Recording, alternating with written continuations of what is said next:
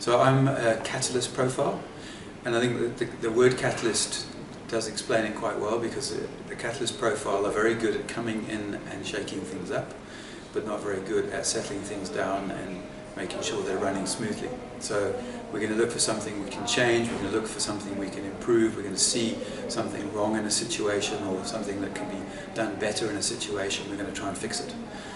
Whereas other profiles might be better at implementing what already exists and just getting the job done.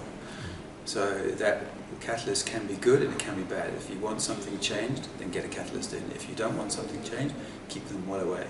And as soon as the change has happened, the reaction is finished, remove them from that space so things can settle down and people can get comfortable in the new reality.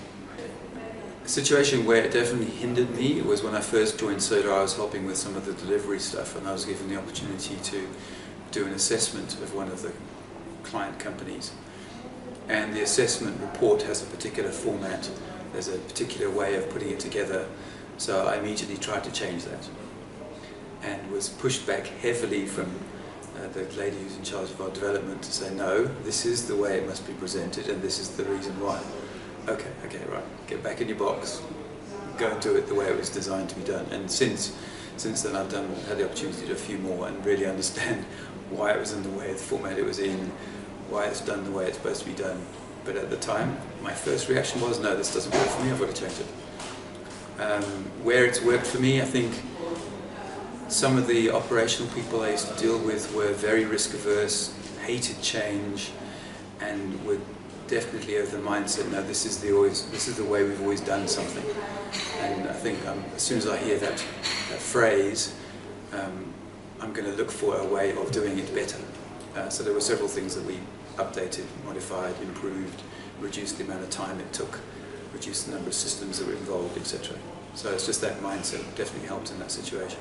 But again, as soon as we've made the changes, I need to get out and let them get on with it. And we're very good at running over the hill with our new idea and then not turning around to check that the team's actually followed. So it's coming up with too many new ideas can be a challenge, particularly for the team, because they've got the ones that are supposed to be implementing it. And if you keep changing your mind, implementing a new process, changing the way we do things, it's really difficult for them to keep up. And again, I think sometimes that's needed and other times it's definitely not. So it's having the discipline and the self-awareness to say, oh, okay, let's consider that on my own before I actually tell anybody about it at all, because I'm probably going to cross a few of the ideas off before they even get voiced.